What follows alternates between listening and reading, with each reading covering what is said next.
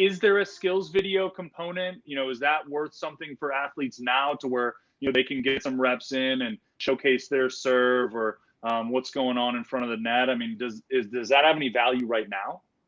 It does. It has some videos 100% better than no video.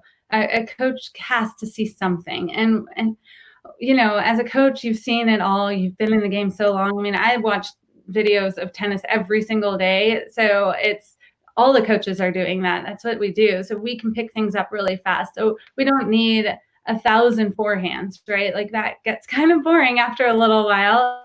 And I love tennis, but getting a few where we can see live ball, helpful, very helpful movement. What's your footwork like? And I'm glad you mentioned serving.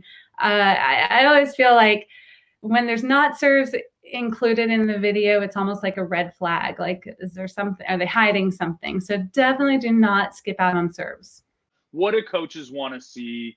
Just talk me through a little bit of that. Sure. Yeah, I've never seen a coach just take somebody on the spot with just a ranking. They always need video to back it up and to show what kind of player it is. So number one, most valuable type of video is match play.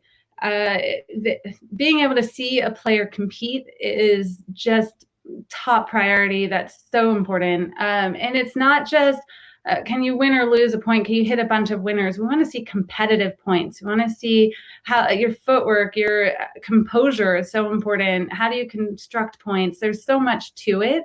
So a coach wants to be able to really assess, not just watch you hit a bunch of aces or some forehand winners. So usually you want to make sure the angle of the camera shows the whole court so we can see where shots are going.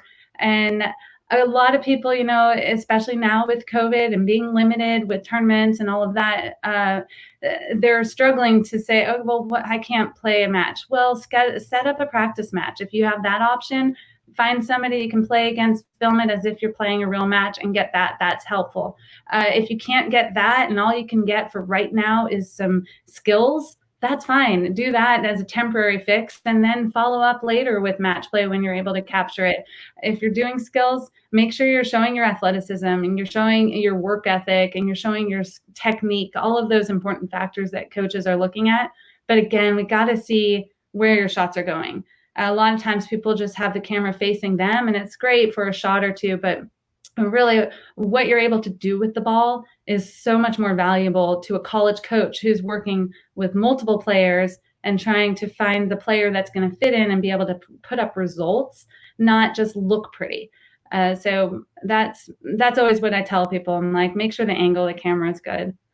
But, if you can't get on a court, use that as motivation to work off court. You can do fitness I can do fitness in this room I'm sitting in right here. I mean, footwork is everything in probably most sports, definitely tennis. So there's so much that they can do. They can be sharing that with coaches too, letting them know, hey, I'm positive, I'm upbeat, I'm looking forward. I'm not holding on to this, sad, this is a hard time.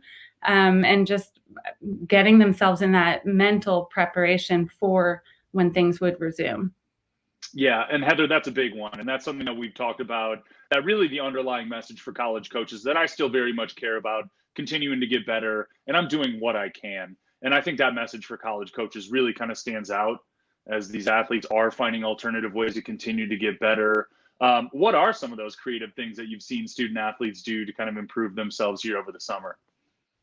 Yeah, I've seen kids hitting on walls. I've seen kids going out on the court, hitting a lot of serves, things that are socially distant. They're able to do when they're able to be on the court. Tennis is one of the sports that's considered relatively safe. There's a lot of ways that we could work around it. Each player bringing their own set of balls, so never actually touching the same equipment, obviously wiping things down. So when they were able to and comfortable with that, they've found a partner they can play with, found a coach they can still hit with without interacting and being too close. So we've seen a lot of that.